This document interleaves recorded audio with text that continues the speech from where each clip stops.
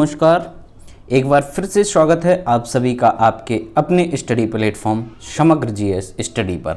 और आज आपके बीच पुनः उपस्थित हुआ हूं आपके यूपी SSSC द्वारा आयोजित जूनियर असिस्टेंट की परीक्षा के मद्देनज़र रखते हुए एक और बेहतरीन पब्लिकेशंस का आपको पूरा शॉर्ट जो प्रैक्टिस सेट है वो मैं आपको सॉल्व कराऊंगा। ठीक है, तो आज से मैं आपके लिए जो घटना चक्र की सीरीज है उसको शुरू कर रहा हूं। तो आप लोग सभी सेट को अच्छी तरीके से मेरे साथ लगाएं, सॉल्व करें। ठीक है, एक एक सेट को सॉल्व अपन करेंगे। तो आपकी जो घटना चक्र की सीरीज है वो पूरी मैं यहाँ पर आपको कंप्लीट करा रहा हूँ। तो यदि अभी तक आपने चैनल को सब्सक्राइब नहीं किया है तो ज़रूर कर लें। ठीक है, और साथ ही बेल आइकन को भी प्रेस कर लें ताकि मेरे द्वारा जो भी वीडियोज़ लाए जाते हैं तो उनका नोटिफिकेशन सबसे पहले आप तक पहुंचे और आपकी तैयारी जो है एक मुकम्मल हो जाए। ठीक है, तो अपन को रुकना नहीं है, थकना नहीं है। ठीक, अपनी तैयारी को बड़े ही ज़बरदस्त तरीके से यूं ही आगे बढ़ाते रहना है। ठीक है, तो चलिए शुरू करते हैं और हम लेते हैं आज का अपना पहला प्रश्न। ठीक है, एक बात और, यदि वीडियो आपको अच्छे लगते हैं तो आप अपने दोस्तों को भी शेयर कर दीजिए। जो आपके यार दोस्त मित्र जो भी गवर्नमेंट एग्जाम की तैयारी कर रहे हैं, ठीक है, चूँकि तैयारी तो सब कर रहे हैं लेकिन अधिक से अधिक प्रैक्टिस करना काफ़ी महत्वपूर्ण हो जाता है। ठीक है, किसी भी तैयारी के लिए हमें और बेहतर करने के लिए, ठीक है, तैयारी करने के बाद केवल थ्योरी पढ़ने से काम नहीं होता है। ठीक है, थ्योरी पढ़ने के बाद हमें क्वेश्चंस भी लगाने पड़ते हैं जिससे हमें एक आइडिया मिल जाता है और साथ ही हमें अपनी तैयारी का अंदाज़ा भी हो जाता है कि किस प्रकार की चल रही है। ठीक, तो आप लोग ज़रूर सारे जो है प्रैक्टिस सेट लगाएं, सॉल्व करें। ठीक है, तो चलिए शुरू करते हैं और लेते हैं हम अपना आज का पहला प्रश्न। ठीक है, कह रहे हैं इनमें से कौन सी भाषा संस्कृत भाषा की अपभ्रंश है। ठीक, तो संस्कृत भाषा की जो अपभ्रंश है, संस्कृत तो पहले हमारी संस्कृत थी, संस्कृत के बाद क्या आई थी, संस्कृत की जो प्रथम अपभ्रंश मानी जाती है हमारी, वो संस्कृत के बाद कौन सी भाषा आई थी, पाली आई थी। ठीक है, पाली के बाद प्राकृत। ठीक, ये हमारा क्रम है भाषा विकास का। तो संस्कृत की जो पहली अपभ्रंश है वो हमारी कौन सी हुई, पाली है। तो यहाँ पर हमारा करेक्ट आंसर क्या हुआ, बी वाला। ठीक, चलिए नेक्स्ट है, लिपि किसे कहते हैं। कह रहे हैं कि लिपि किसे कहते हैं। ठीक, तो लिपि हमारी क्या कहलाती है, लिपि कहलाती है कि जो हमारी लिखित ध्वनियाँ हैं। ठीक, लिखित लिखित ध्वनि के संकेतों को हम लोग क्या कहते हैं, लिपि। ठीक है, कहा जाता है कि किन्हीं शब्दों को या उनको लिपिबद्ध करना यानी लिखना, लिखित ध्वनियों के संकेतों को हम लोग लिपि कहेंगे। तो राइट आंसर भी यहाँ पर हमारा दूसरे का भी बी है। नेक्स्ट, अब कह रहे हैं कि वर्णों की एक से अधिक बार आवृत्ति किस अलंकार में होती है। ठीक है, वर्ण की कह रहे हैं कि वर्ण जो हैं, वर्णों की एक से अधिक बार जो है आवृत्ति वो कह रहे हैं किस अलंकार में होती है। तो ये हमारी होती है किसमें, अनुप्रास अलंकार में। किसमें होती है, अनुप्रास अलंकार में वर्णों की जो है एक से अधिक बार आवृत्ति होती है। ठीक है, चलिए आगे बढ़ते हैं। सोहत ओणे पीत पट श्याम सलोने गात और मनो नील मणिशैल पर आतप पर्यो प्रभात।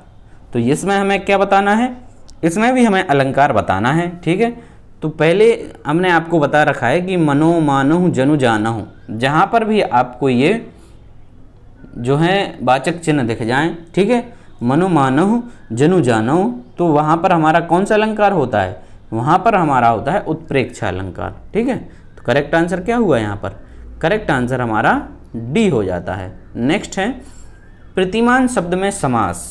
प्रतिमान में हमें समास बताना है। ठीक है, तो प्रतिमान मतलब इसमें समास हो गया हमारा कौन सा, अव्ययीभाव समास। कौन सा हुआ, अव्ययीभाव, पहले नंबर का समास। राइट आंसर हो गया ऑप्शन नंबर बी। नेक्स्ट, आनंद घर आया, थोड़ी देर रुका और चला गया। इस वाक्य में उचित विराम चिन्ह का प्रयोग करना है हमें। ठीक है, तो कौन सा विराम चिन्ह आएगा, आनंद घर आया। ठीक है, आया के बाद हमको क्या लगाना है, विराम चिन्ह लगाना है। ठीक है, तो यहाँ पर हम लगाएंगे अल्प विराम। कौन सा, आनंद घर आया, थोड़ी देर रुका और चला गया। ठीक, तो राइट आंसर क्या हो गया, ऑप्शन नंबर सी यहाँ पर हमारा करेक्ट हो जाएगा। यहाँ पे अल्प विराम आएगा। क्या आएगा? अल्प विराम आएगा। ठीक है, चलिए नेक्स्ट।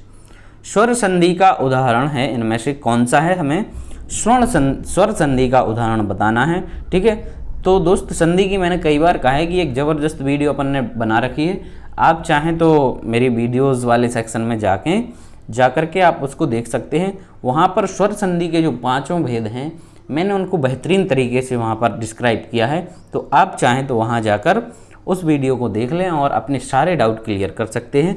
तो यहाँ पर जो है हमारा अन्वय जो है पहला ऑप्शन दिया गया है, ये हमारा किसका?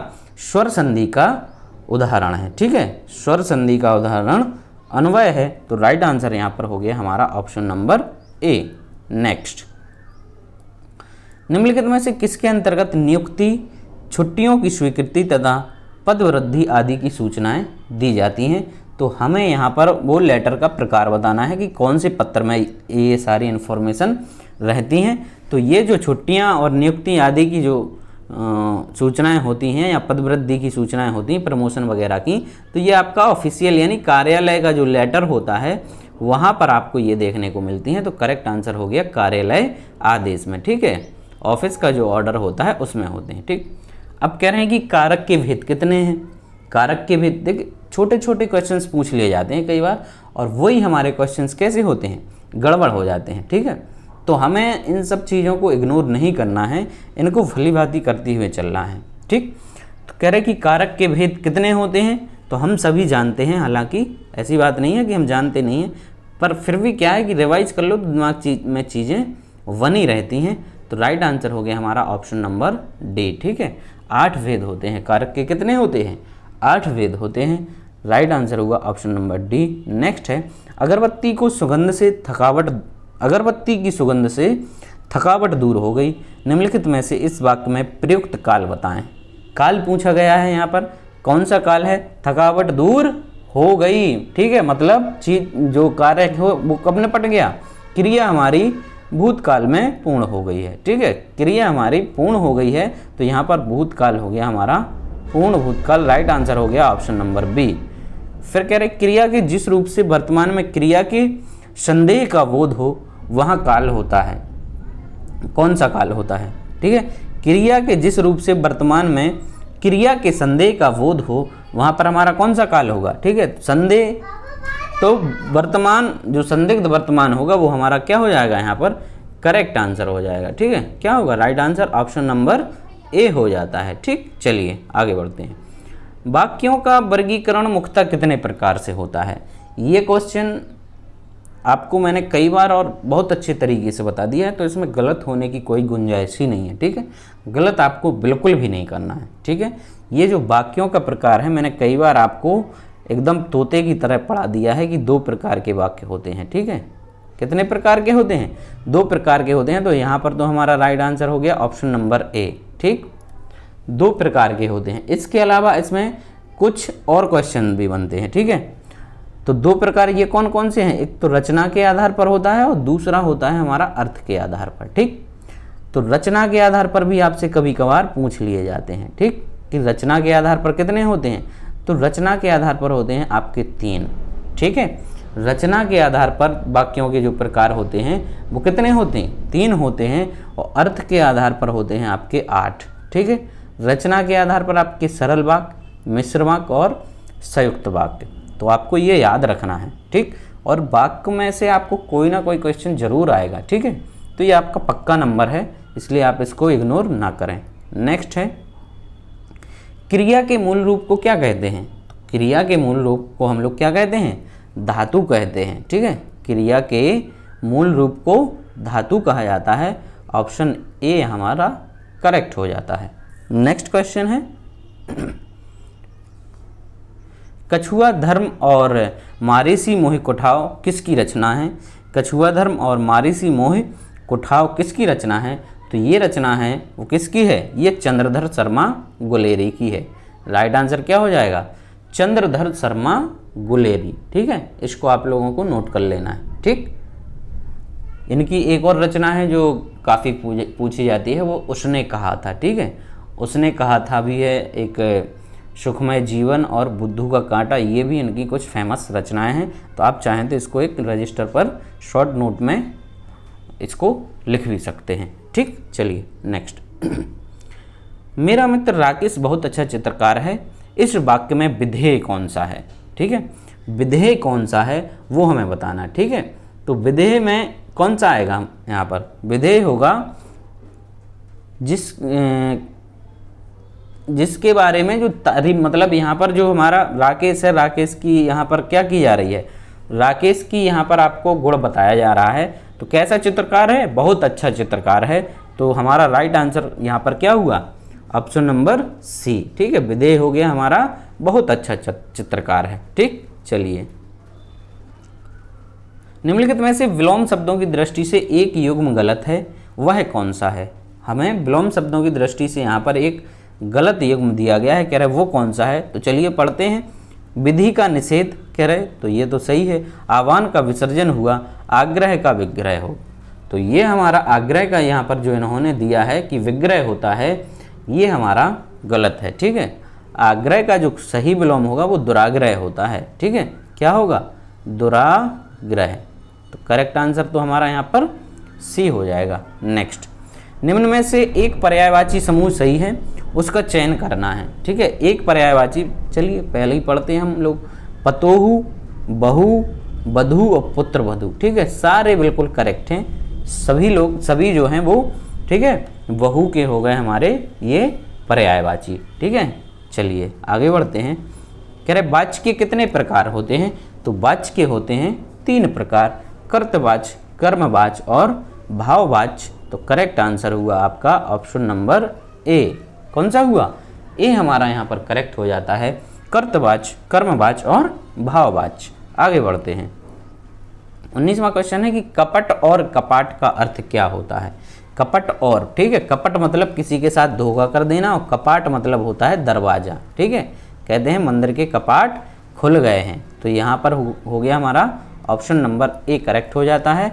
नेक्स्ट क्वेश्चन, उपसर्ग वह शब्द हैं जो, ठीक है, तो पहले से आपको बता रखा है कि उपसर्ग जो हैं वो आगे लगते हैं और प्रत्यय जो हैं वो किसी शब्द के बाद में जुड़ते हैं। तो किसी शब्द के आगे जो जुड़ने वाले शब्द, ठीक, तो किसी शब्द के आगे जुड़ने वाला जो शब्दांश होता है वो हमारा क्या होगा? वो उपसर्ग होता है। नेक्स्ट, लंका का राजा रावण बहुत विद्वान था, इस वाक्य में रेखांकित अंश। ठीक है, लंका का राजा रावण, कह रहे कि ये कौन सा पदबंध है? लंका का राजा रावण बहुत विद्वान था, तो ये जो पदबंध हो गया हमारा कौन सा? संज्ञा पदबंध हो गया। ठीक है, विद्वान था में जो लेखांकित हमारा पदबंध है कौन सा है? संज्ञा पदबंध है। तो करेक्ट आंसर हुआ हमारा ऑप्शन नंबर सी। चलिए आगे बढ़ते हैं। भाषा की सबसे छोटी इकाई, काफ़ी इजी क्वेश्चन है। तो भाषा की सबसे छोटी इकाई या जो मूल ध्वनि है वो क्या होती है? वर्ण होता है। करेक्ट आंसर हो गया हमारा ऑप्शन नंबर सी। ठीक है, भाषा की सबसे छोटी इकाई को हम लोग वर्ण कहते हैं। ठीक, चलिए नेक्स्ट, निम्न में कंठ वर्ण है। कंठ वर्ण बताना है हमें कि कंठ वर्ण कौन से हैं इसमें। ठीक, तो कंठ वर्ण हमारे यहाँ पर कौन से हैं? कंठ, बड़ा आ, हा और विसर्ग। राइट आंसर हुआ ऑप्शन नंबर बी। क्या हो गया? राइट आंसर जो हुआ हमारा वो बी हो गया यहाँ पर। नेक्स्ट, कौन सी ध्वनि महाप्राण नहीं है? हमें यहाँ पर बताना है कि कौन सी ध्वनि महाप्राण नहीं है। ठीक, तो हमें पता है कि जो प्रत्येक जी हमारे जो वर्ण होते हैं, ठीक है, वर्ण होते हैं, तो वहाँ पर हमारा देखिए होता है आपका एक वर्ण में आपके जैसे का वर्ग हुआ हमारा। ठीक, तो का वर्ग में आपके 5 वर्ड होंगे, का, खा, गा, घा और ये। ठीक है, ये हो गए आपके 5। तो इसका आप एक फॉर्मूला कर लीजिए, अल्प महा, अल्प महा। ठीक है, अल्प अल्प महा महा। तो यहाँ पर हमारा जो महाप्राण की ध्वनि है कौन सी आ रही है आपकी? तीसरी और पांचवी। ठीक है, तो तीसरी और पांचवी आपकी ध्वनि कैसी आ रही? महाप्राण। तो यहाँ पर हमें ये दिख गया घा, घा वाला जो ऑप्शन हो गया आपका वो करेक्ट हो जाता है। तो राइट आंसर क्या हो गया? Option number B. ठीक है, चलिए नेक्स्ट। क्वेश्चन है कि बिना पलक झपकाए के लिए एक शब्द कौन सा होगा। 25वां क्वेश्चन है, बिना पलक झपकाए के लिए एक शब्द क्या होगा, तो वो है हमारा निर्निमेष। करेक्ट आंसर क्या होगा, निर्निमेष। कई लोग विपलक मार के आ जाते, पता है हमें, ठीक है। निर्निमेष जो है वो यहाँ पर करेक्ट हो जाता है, तो राइट आंसर हो गया हमारा ऑप्शन नंबर डी, ठीक है। चलिए आगे बढ़ते हैं। अब यहाँ से आपका जो है, चूँकि हमने आपके लिए इसमें वो क्या बोलते हैं, रीजनिंग का जो पोर्शन है वो स्किप किया है, ठीक है, क्योंकि उसमें थोड़ा सॉल्व करने में टाइम लग जाता है, ठीक, जिससे वीडियो लंबा हो जाता है, तो आप लोग देखते नहीं हैं वीडियो को। तो मैं चाहता हूँ कि ऐसा पोर्शन जो आप इसको कंपलसरी तरीके से पूर्ण करें, इसको मैं इसमें आपको ले लेता हूँ। बाकी मैं चाहूँ तो वो भी हो सकता है, लेकिन फिर वीडियो काफ़ी लंबा हो जाएगा, ये 1 घंटे से ऊपर चला जाएगा। फिर आप लोगों, क्योंकि ज़्यादा लंबी चीज़ देखने में फिर इंटरेस्ट नहीं आता है, ठीक है। हमारी जो माइंड की साइकोलॉजी होती है वो ऐसी होती है कि हम एक समय तक कंसंट्रेट रह सकते हैं, ज़्यादा लंबे समय तक नहीं रह सकते हैं, ठीक है। तो इसलिए उसको हम लोग स्किप कर देते हैं। नेक्स्ट हो गया, कह रहे कि मोहनजोदड़ो शब्द का अर्थ क्या है। ये हमारा जीके का क्वेश्चन हो गया, ठीक है। तो मोहनजोदड़ो जो शब्द है उसका अर्थ है माउंट ऑफ द डेड, यानी मृतकों का टीला। हिंदी में भी कभी कभार आ जाता है कि मृतकों का टीला या माउंट ऑफ दी डेड इसको कहा जाता है। तो राइट आंसर हो गया option number B. Next question, Harappa काल का इनमें से कौन सा नगर 3 भागों में विभाजित था। तो हड़प्पा काल का हमारा जो धौलावीरा है, ठीक है, धौलावीरा नगर है वो हमारा 3 भागों में विभाजित था, ठीक। तो राइट आंसर क्या हुआ यहाँ पर, ऑप्शन नंबर डी। अपन लोग इसमें ज़्यादा डिटेल में तो नहीं जाते हैं, ठीक है, ज़्यादा डिटेल में जाएंगे फिर वीडियो फिर लंबा हो जाएगा। महाजनी जहाँ ज़रूरत होती वहाँ आपको डिस्क्रिप्शन बता देते हैं, और बाकी जो क्वेश्चंस इजी से हैं उनमें ज़्यादा अंदर तक अपन लोग बात नहीं करते हैं, ठीक। महाजनी प्रथा का सर्वप्रथम उल्लेख निम्नलिखित में से किस प्राचीन ग्रंथ में हुआ था, ठीक। तो महाजनी प्रथा का जो सर्वप्रथम उल्लेख हुआ था वो किस में हुआ था, तो ये हुआ था शतपथ ब्राह्मण में। शतपथ ब्राह्मण करेक्ट आंसर हुआ option number C. Next question है, निम्नलिखित में से कौन सी नदी उत्तर पिनाकिनी के नाम से भी जानी जाती है। तो उत्तर पिनाकिनी के नाम से जानी जाने वाली नदी है वो कौन सी है हमारी, ऑप्शन नंबर यहाँ पर डी, पेन्नार नदी जो है वो उत्तर पिनाकिनी के नाम से जानी जाती है। राइट आंसर हो गया ऑप्शन नंबर डी। चलिए क्वेश्चन है कि निम्नलिखित में से किस नदी का समागम अरब सागर में है, ठीक है। अरब सागर में कह रहे कि कौन सी नदी का समागम है, यानी अरब सागर में जाकर कौन सी नदी मिलेगी, ठीक। तो हमारी जो नदियां हैं, ठीक है, हमारी जो अरब सागर में गिरने वाली नदी है वो है नर्मदा नदी, ठीक है। कौन सी है, नर्मदा नदी जो है वो अरब सागर में। बाकी जो नदियां हैं वो गोदावरी, कावेरी, ये सारी बंगाल की खाड़ी में गिरती हैं, ठीक। तो करेक्ट आंसर हो गया हमारा ऑप्शन नंबर ए। नेक्स्ट है, निम्नलिखित में से कौन सी नदी यमुना से नहीं मिलती है। तो यमुना से हमारी कौन सी नदी नहीं मिलेगी, चलिए पढ़ते हैं। बेतवा जो है वो मिलती है, चंबल भी मिलती है, केन भी मिलती है, ठीक है। सोन नदी जो है वो यमुना नदी से नहीं मिलती है, ठीक है। सोन नदी हमारी यमुना नदी से ना मिलकर सीधे किससे मिलती है, ये गंगा नदी से मिलती है। सोन जो है वो गंगा की सहायक है। करेक्ट आंसर यहाँ पर आपका हो गया ऑप्शन नंबर डी, ठीक है। चलिए आगे बढ़ते हैं। क्वेश्चन है कि भारत की 12वीं पंचवर्षीय योजना का मुख्य उद्देश्य क्या है, ठीक। तो 12वीं जो पंचवर्षीय योजना थी, ठीक, उसका हमारा मुख्य उद्देश्य क्या है। पहले तो आपको ये जानकारी होनी चाहिए कि जो 12वीं पंचवर्षीय योजना है वो कब से कब तक की थी। तो ये थी हमारी 2012 से लेकर 2017 तक की, ठीक है। तो इसका जो मुख्य उद्देश्य था हमारा तेज, सतत और अधिक सम्मिलित विकास। क्या था, तेज, सतत और अधिक सम्मिलित विकास। Correct answer option number D. आगे बढ़ते हैं। क्वेश्चन है कि भारत में श्वेत क्रांति के जनक के रूप में किसे जाना जाता है। तो भारत में श्वेत क्रांति के जनक के रूप में हम लोग जानते हैं डॉक्टर वर्गीस कुरियन के लिए, ठीक है। डॉक्टर वर्गीस कुरियन को भारत में श्वेत क्रांति का जनक माना जाता है। और जो श्वेत क्रांति है हमारी किससे संबंधित है, तो ये आपकी दुग्ध उत्पादन से है, किस चीज़ से है?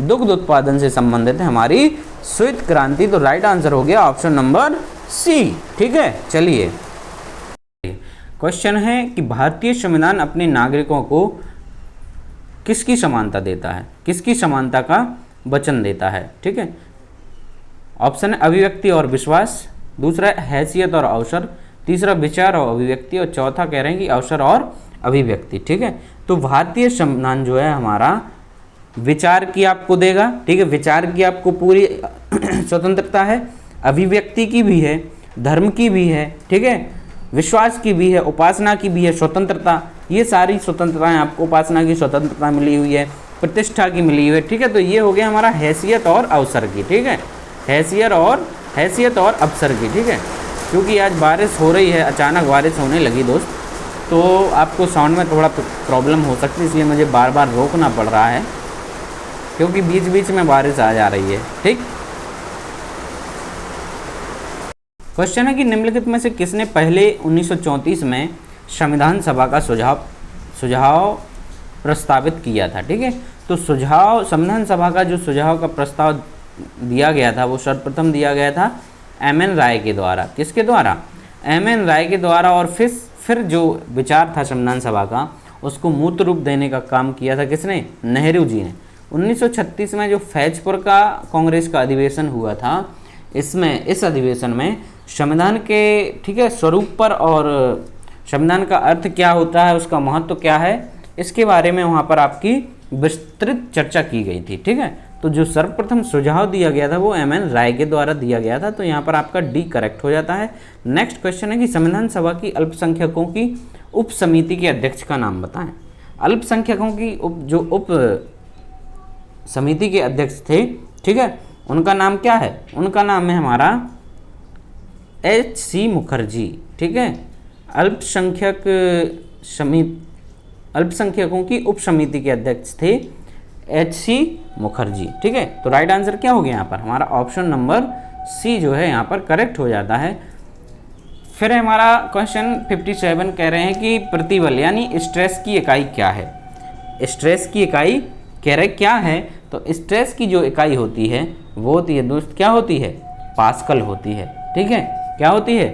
पास्कल होती है। तो करेक्ट आंसर हो गया हमारा ऑप्शन नंबर बी। करेक्ट क्या हुआ? बी हो जाता है, पास्कल। नेक्स्ट है कि दबाव का ऐसा यूनिट। अब यहाँ पर आपसे प्रेशर का ऐसा यूनिट पूछा जा रहा है। प्रेशर का भी आपका क्या होता है? प्रेशर का भी आपका पास्कल होता है। ठीक है, प्रेशर का भी आपका क्या होगा? पास्कल होगा। तो यहाँ पर भी आपका करेक्ट आंसर क्या हो जाता है? Option number C. ठीक, चलिए अगला क्वेश्चन है कि पराध्वनिक गति का मापांकन किस इकाई से होता है? तो पराध्वनिक गति का जो मापांकन होता है वो होता है हमारा किससे? मैक से होता है। किससे होता है? मैक से होता है। करेक्ट आंसर हो गया आपका ऑप्शन नंबर बी। आगे बढ़ते हैं। अवमूल्यन का अर्थ है, कह रहे हैं कि अवमूल्यन का अर्थ क्या होता है? ठीक, तो अवमूल्यन का जो अर्थ होता है वो होता है कि अन्य देशों की मुद्रा की तुलना में घरेलू मुद्रा का मान कम करना। ठीक है, अन्य देशों की तुलना में घरेलू मुद्रा का मान क्या करते हैं? उसकी वैल्यू को कम करते हैं। ठीक है, और ऐसी स्थिति का प्रयोग हम लोग कब करते हैं? ऐसी स्थिति का प्रयोग हम लोग तब करते हैं जब क्या है कि भुगतान में हमारा जो डिसबैलेंस हो जाता है। ठीक है, मुद्रा के, तब हमें जो है मुद्रा के अवमूल्यन की ज़रूरत पड़ती है। ठीक, इससे क्या होता है कि आयात जो है वो क्या होते हैं? महंगे हो जाते हैं। ठीक है, आयात महंगे हो जाते हैं और निर्यात जो हैं वो सस्ते हो जाते हैं। ठीक, तो इससे हमारे देश में जो भुगतान की संतुलन की स्थिति है वो कैसी हो जाती है? उसमें सुधार हो जाता है अवमूल्यन के कारण। नेक्स्ट है, अगस्त 2023 में कौन सा राज्य Ayushman Bharat digital mission ABDM microsite की शुरुआत करने वाला देश का पहला राज्य बन गया है? तो हमारा वो पहला राज्य कौन सा बन गया? मिजोरम। करेक्ट आंसर क्या हो गया? ऑप्शन नंबर सी यहाँ पर हमारा करेक्ट हो जाता है। नेक्स्ट है कि वर्ष 2023 की US ओपन चैंपियनशिप में महिला एकल वर्ग का टूर्नामेंट किसने जीता था? तो 2023 की US ओपन चैंपियनशिप में महिला एकल वर्ग का जो टूर्नामेंट जीता गया है वो किसके द्वारा? कोको गफ के द्वारा जीता गया है। किसके द्वारा? कोको गफ के द्वारा। राइट आंसर हो गया ऑप्शन नंबर ए। ठीक है, क्या हो गया? ए हो गया हमारा। ठीक, और ये कहाँ की, किस देश की खिलाड़ी है? तो ये अमेरिकन है। ठीक है, कहाँ की खिलाड़ी है? ये अमेरिकन खिलाड़ी है। नेक्स्ट, किस देश ने फीफा महिला विश्व कप 2023 का खिताब जीता है? ठीक, फीफा महिला की बात की जा रही है, तो फीफा महिला जो विश्व कप है उसका खिताब है किसके द्वारा जीता गया? ये स्पेन के द्वारा जीता गया है, और इसमें उपविजेता जो रहा है वो इंग्लैंड रहा है। ठीक है, इंग्लैंड क्या रहा है आपका? इंग्लैंड आपका उपविजेता रहा है। ठीक है, चलिए नेक्स्ट है महाराष्ट्र सरकार द्वारा स्थापित पहले उद्योग रत्न अवार्ड से निम्न में से किसे सम्मानित किया गया है? तो पहला जो उद्योग रत्न अवार्ड है वो किसे मिला है? ये रतन टाटा को मिला है। करेक्ट आंसर क्या हो गया? ऑप्शन नंबर सी, रतन टाटा को उद्योग रत्न अवार्ड से सम्मानित किया गया है।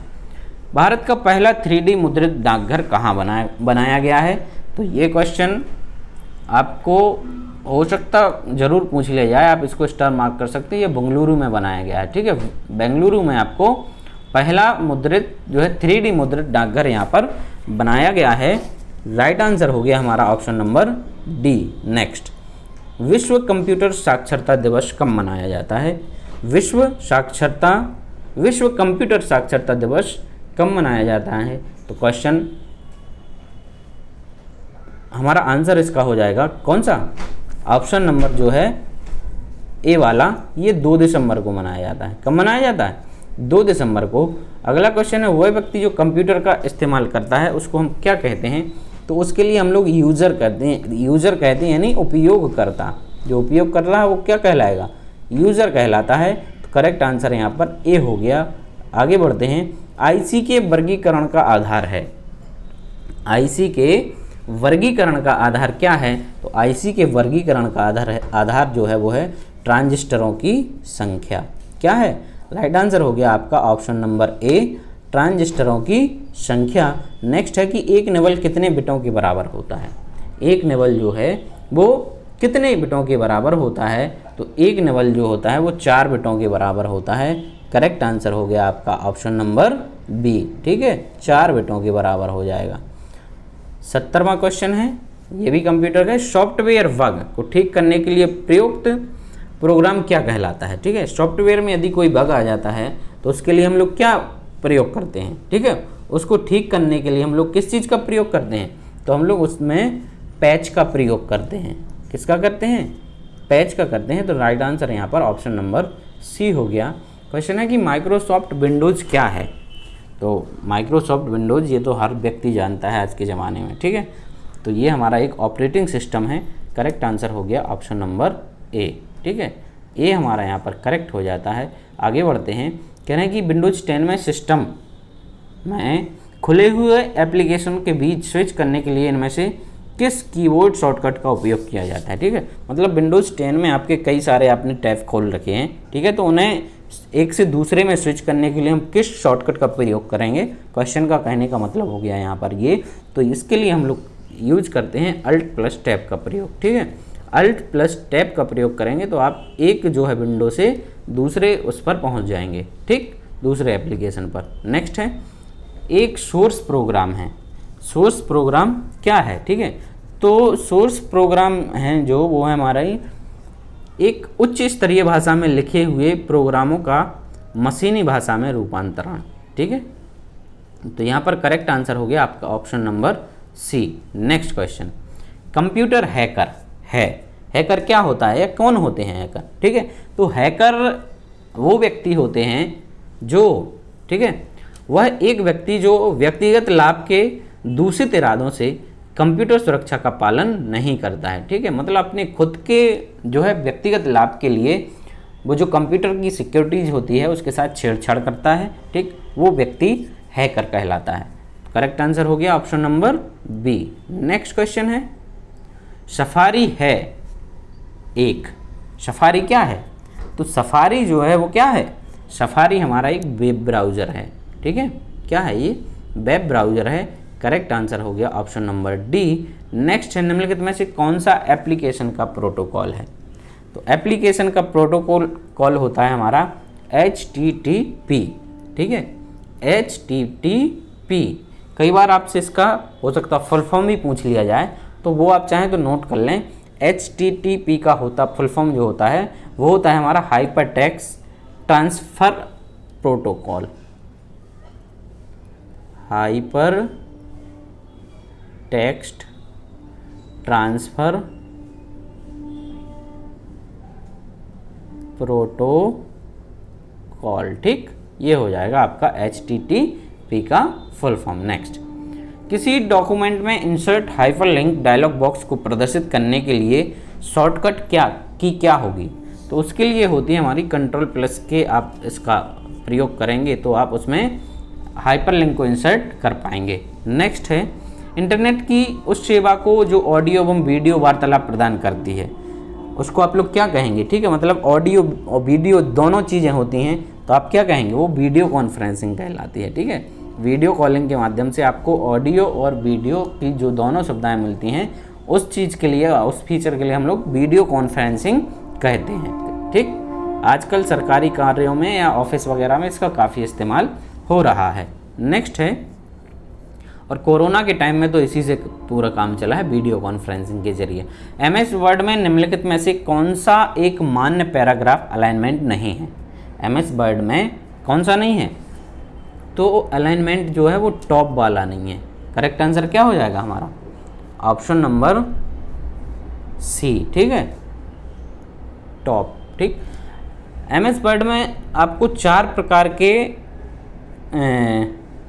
जो है अलाइनमेंट देखने को मिलते हैं। ठीक है, 4 प्रकार के। एक तो होता है अलाइनमेंट टेक्स्ट लेफ्ट, ठीक है, ये लेफ्ट होता है, एक राइट होता है और एक जस्टिफाई भी होता है। ठीक है, आपका जस्टिफाई भी होगा। एक होता है अलाइन टेक्स्ट राइट हो गया, लेफ्ट हो गया, ठीक, और एक सेंटर होता है।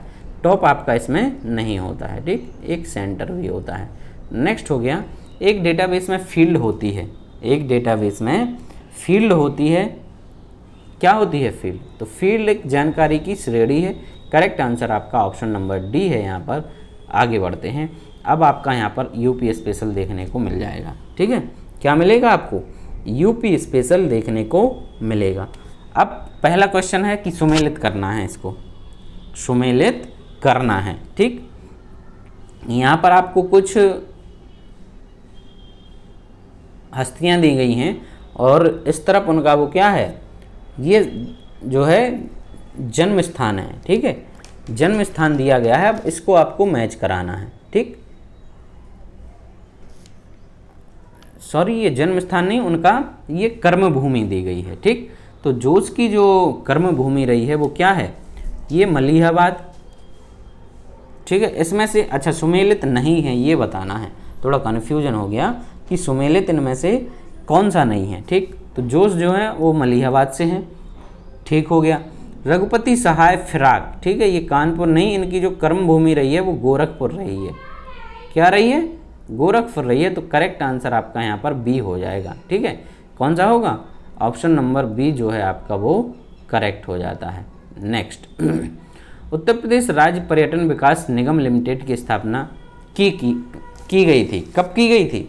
उत्तर प्रदेश राज्य पर्यटन विकास निगम लिमिटेड की जो स्थापना है आपकी वो की गई थी 1974 में। ठीक है, कब की गई थी? 1974 में की गई थी। तो करेक्ट आंसर हो गया आपका ऑप्शन नंबर A। ठीक है, क्या हुआ? ऑप्शन नंबर A जो वो है आपका यहाँ पर करेक्ट आंसर हो जाता है। आगे बढ़ते हैं।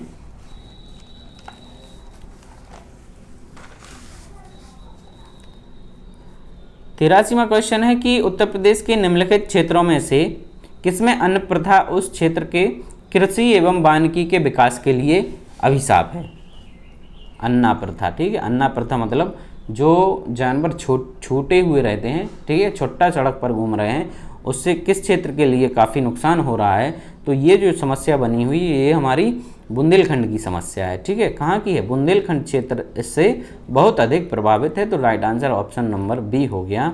उत्तर प्रदेश का सबसे बड़ा वन्य जीव विहार कौन सा है? उत्तर प्रदेश का सबसे बड़ा वन्य जीव विहार है हमारा हस्तिनापुर। कौन सा है? हस्तिनापुर है, तो करेक्ट आंसर हो गया option number C. Next, Uttar Pradesh में किसान समृद्धि आयोग का गठन किस वर्ष में हुआ था? तो उत्तर प्रदेश में किसान समृद्धि आयोग का गठन जो है वो 2017 में हुआ था। ठीक है, कब हुआ था? 2017 में। ठीक है, राइट आंसर क्या हो गया? ऑप्शन बी आपका यहाँ पर करेक्ट हो जाता है। 86वां प्रश्न है कि अर्जुन बांध नहर से उत्तर प्रदेश का लाभान्वित जिला कौन सा है? तो अर्जुन बांध नहर से लाभान्वित जिला है आपका हमीरपुर। ठीक है, कौन सा है? हमीरपुर है, करेक्ट आंसर आपका डी हो गया। आगे बढ़ते हैं, राष्ट्रीय राजमार्ग विकास परियोजना के उत्तर दक्षिण तथा पूर्व पश्चिम गलियारे कहाँ मिलते हैं? तो ये हमारे झांसी में मिलते हैं। कहाँ पर मिलते हैं? झांसी में मिलते हैं। राइट आंसर हो गया ऑप्शन नंबर बी। ठीक है, बी यहाँ पर हमारा करेक्ट हो जाता है। आगे बढ़ते हैं, कह रहे कार्तिक एक लोक नृत्य है। कार्तिक कहाँ का लोक नृत्य है? तो ये हमारा बुंदेलखंड क्षेत्र का है। ठीक है, कहाँ का है? बुंदेलखंड का है। राइट आंसर हो गया ऑप्शन नंबर ए। नेक्स्ट है, निम्नलिखित युग्मों में से कौन सा सही सुमेलित नहीं है? ठीक है, कौन सा इसमें से सही सुमेलित नहीं है? कह रहे हारमोनियम वादक श्री राम श्रीवास्तव। ठीक है, ब्रज जो है रास नृत्य। ठीक है, मिर्जापुर में कह रहे बिरहा। ठीक, तो ये जो हमारा ये है ये गलत हो गया। ठीक है, मिर्जापुर का यहाँ पर कह रहे कि बिरहा जो है वो मिर्जापुर का है, तो बिरहा मिर्जापुर में नहीं गाया जाता। मिर्जापुर में आपका कजरी है। ठीक है, आपकी कजरी गाई जाती है। ठीक, कजरी गाई जाती है। तो राइट आंसर हो गया आपका यहाँ पर ऑप्शन नंबर सी करेक्ट हो जाता है। आगे बढ़ते हैं, सूची 1 का मिलान सूची 2 से करना है। ये मेला आ गया आपका। ठीक है, तो देवी पाटन मेला आपका कहाँ पर है? देवी पाटन मेला आपका लगता है बलरामपुर में। ठीक, कहाँ लगता है? बलरामपुर में लगता है। काम्पी मेला जो है आपका वो फर्रुखाबाद में। ठीक, 1 2 2 3 1 2 2 3 यानी सी आपका यहाँ पर हो गया।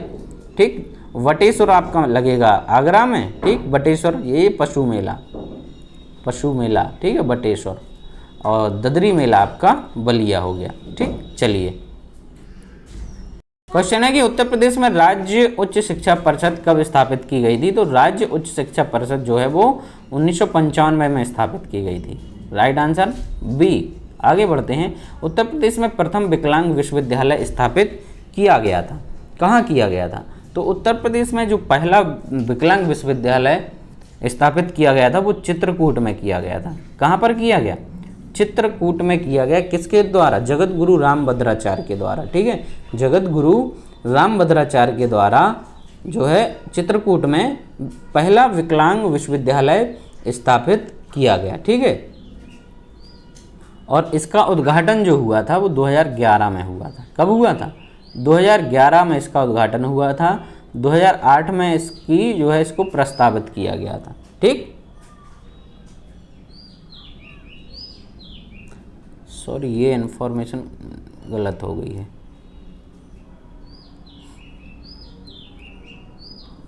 जो चित्रकूट वाला है आपका ये इसकी स्थापना हुई थी आपकी 2001 में। ठीक, थोड़ा मिसअंडरस्टैंडिंग हो गई है, 2001 में हुई थी। नेक्स्ट, अगस्त 2023 में उत्तर प्रदेश मंत्रिमंडल की बैठक में राज्य के किस शहर में अंतर्राष्ट्रीय आलू अनुसंधान केंद्र की शाखा खोलने हेतु मंजूरी प्रदान की गई है? तो आलू अनुसंधान के लिए आपकी जो मंजूरी मिली है वो मिली है कहाँ पर? आगरा में। राइट आंसर क्या है? ऑप्शन नंबर ए हो गया, आगरा में। नेक्स्ट है CSIR NVRI लखनऊ द्वारा विकसित कमल के पुष्प की नई प्रजाति का नाम क्या है? कमल के पुष्प की नई प्रजाति का नाम क्या है? तो ये हमारा नमो 108। याद रखना है आपको, कमल के पुष्प की नई प्रजाति नमो 108 नमो 108। ठीक है, 108 मतलब इसमें 108 पंखुड़ियाँ हैं, इसलिए इसको साथ में 108 जोड़ा गया है। ठीक है, चलिए नेक्स्ट है, फरवरी 2023 में उत्तर प्रदेश सरकार द्वारा वित्तीय वर्ष 2023-24 के लिए कुल कितनी राशि का राज्य बजट अनुमान प्रस्तुत किया गया है? तो 23-24 के लिए। ठीक है, तो 23-24 के लिए आपका जो राज्य बजट था वो था हमारा 6,90,242.43 करोड़ रुपए। ठीक है, 6,90,242.43 करोड़ रुपए राइट आंसर हो गया ऑप्शन नंबर डी। नेक्स्ट है कि अगस्त 2023 में प्रथम चरण में देश भर के 508 रेलवे स्टेशनों की कायाकल्प की परियोजना का शिलान्यास किया गया। इस चरण में उत्तर प्रदेश के कितने रेलवे स्टेशन शामिल किए गए? ठीक है, तो कायाकल्प में आपका जो यूपी के स्टेशन लिए गए हैं वो कितने? 55 लिए गए हैं। राइट आंसर क्या हो गया? ऑप्शन नंबर बी, अमृत रेलवे स्टेशन करके आपका ये योजना लाई गई है। ठीक है, कायाकल्प की। ठीक, चलिए नेक्स्ट है सूची 1 का फिर सूची 2 से मिलान करना है। सूची 1 का सूची 2 से मिलान। भारतीय सब्जी अनुसंधान जो है वो वाराणसी में है। ठीक, कह रहा है कि केंद्रीय उपोष्ण उद्यान अनुसंधान संस्थान, केंद्रीय उपोष्ण उद्यान अनुसंधान संस्थान जो है वो लखनऊ में है। ठीक, इसके बाद भारतीय दलहन अनुसंधान, तो दलहन अनुसंधान आपका जो है वो कानपुर में है। कहाँ पर है? कानपुर में। और फूड पार्क या खाद्य पार्क जो है वो नोएडा में हो गया। ठीक, 1-4-2-1 ऑप्शन ए आपका यहाँ पर करेक्ट हो जाता है। ठीक है, नेक्स्ट है कि सूची 1 को इसमें भी आपको फिर से सुमेलित करने के लिए दिया गया। ऐसे क्वेश्चन आजकल ज़्यादा ट्रेंडिंग में है। ठीक है, UPSSC ऐसे क्वेश्चन पूछ रही है। ठीक है, कह रहे कि चमड़े का सामान, तो चमड़े का सामान के लिए फेमस है आपका कानपुर, चमड़े का सामान कानपुर। और सुरमा उद्योग, ठीक है, सुरमा बरेली वाला। ठीक है, अखियों में ऐसा डाला। इत्र एवं तेल के लिए आपका कन्नौज है और चिकन करी के लिए आपका लखनऊ हो गया। ठीक, तो 1-4 और 2-3, 1-4-2-3 ये दोनों में है। फिर है इत्र जो है कन्नौज 1, ये यहाँ पर आपका हो गया। नेक्स्ट है सारनाथ जो अशोक स्तंभ के लिए प्रसिद्ध है, वाराणसी से 10 किलोमीटर उत्तर पूर्व में किन 2 नदियों के संगम के पास स्थित है? ठीक है, तो सारनाथ जो है वो गंगा और वरुणा नदी के संगम पर स्थित है, गंगा और वरुणा नदी के। राइट आंसर हो गया ऑप्शन नंबर ए। 100वां यानी लास्ट क्वेश्चन है आपका कि उत्तर प्रदेश ने IT, टेक्सटाइल, वस्त्र, हस्तशिल्प और गैर पारंपरिक ऊर्जा जैसे विभिन्न क्षेत्रों को पूरा करने के लिए राज्य में कितने सेज यानी आर्थिक क्षेत्रों को मंजूरी दी है?